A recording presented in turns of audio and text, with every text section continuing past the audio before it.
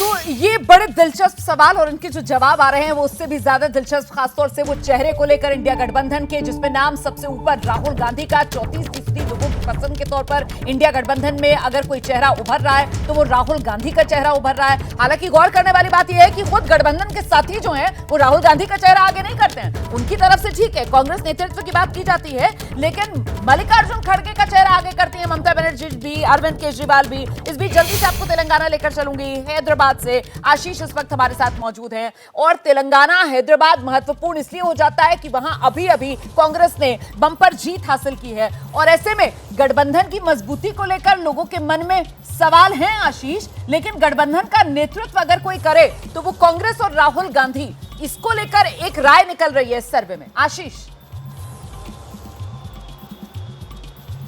जी, जाहिर तौर पर रमना आपने बिल्कुल सही कहा। बात अगर गठबंधन के नेतृत्व की हो तो दक्षिण में मल्लिकार्जुन खड़गे जो कांग्रेस के अध्यक्ष है, लेकिन उनके नाम की चर्चा तो होती है, लेकिन राहुल गांधी के नाम पर ज़्यादा राय बनती नजर आती है। राहुल गांधी केरला से आते हैं, 130 लोकसभा सीट दक्षिण भारत में है और ऐसे में राहुल गांधी के नाम की चर्चा और राहुल गांधी का प्रेजेंस या उनका एक्सेप्टेंस दक्षिण भारत में ज़्यादा नजर आता है। लेकिन खास बात ये कि जब भी लोकसभा चुनाव हुए हैं दक्षिण भारत में, चाहे वो तेलंगाना हो, चाहे वो कर्नाटक हो या चाहे वो तमिलनाडु हो, मोदी एक फैक्टर है। मोदी के नाम पे भी वोट होता है तो विधानसभा चुनाव में अलग फैसला करती है जनता, अलग तरीके से वोटिंग करती है, लोकसभा चुनाव में अलग तरीके से वोटिंग करती है। इसका कोई दो राय नहीं है, बिल्कुल सही आप कह रहे हैं। मुझे लगता है जरा सा यहाँ स्टूडियो में हमारे साथ जो वरिष्ठ पत्रकार मौजूद है, विजय जी आपके पास आ रही हूँ, आपको हैरानी हुई जिस तरीके से गठबंधन का चेहरा और सबसे आगे राहुल गांधी 34% लोगों की पसंद?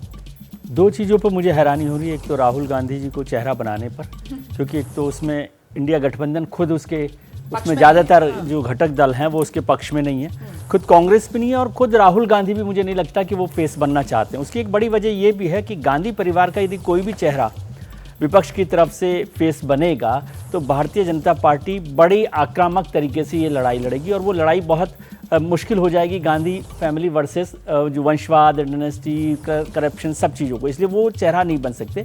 दूसरा, मुझे इस बात पर भी हैरानी है कि लोगों को भरोसा नहीं है इंडिया गठबंधन की एकता पर कि 50% लोग कह रहे हैं कि कम से कम मैं इतना समझता हूं कि चुनाव तक तो ये गठबंधन बना ही रहेगा। उसमें थोड़ी बहुत मुश्किलें जरूर आएंगी, किस तरह से वो सीट शेयरिंग करता है, किस तरह से अलग चलता है, लेकिन इसकी संभावना मुझे कम लगती है कि चुनाव से पहले ही वो जो उसकी यूनिटी है, एकता है, वो खत्म हो जाए। प्रदीप जी?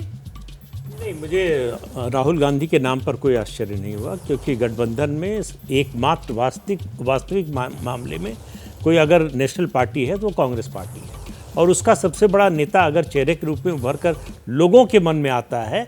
देखिए, पार्टियां जो बोलती हैं वो उनकी अपनी स्ट्रेटजी है, वो अपना जो है खेल खेलना चाहती हैं, चाहे ममता बनर्जी हो, अरविंद केजरीवाल हो, ये सब दावेदार हैं प्रधानमंत्री पद के, तो वो नहीं चाहेंगे कि कोई उनका चैलेंजर आए। गोटियां बिठा रहे हैं। हाँ। लेकिन जनता जो है वो जानती है कि कांग्रेस पार्टी से बड़ी कोई पार्टी इस गठबंधन में है नहीं और ऑल इंडिया पार्टी है।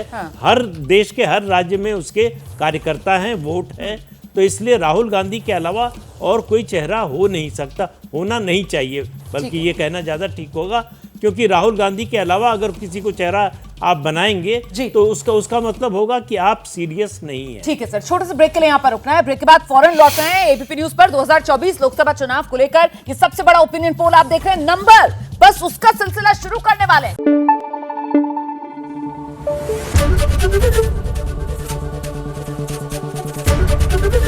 एबीपी न्यूज आपको रखे आगे।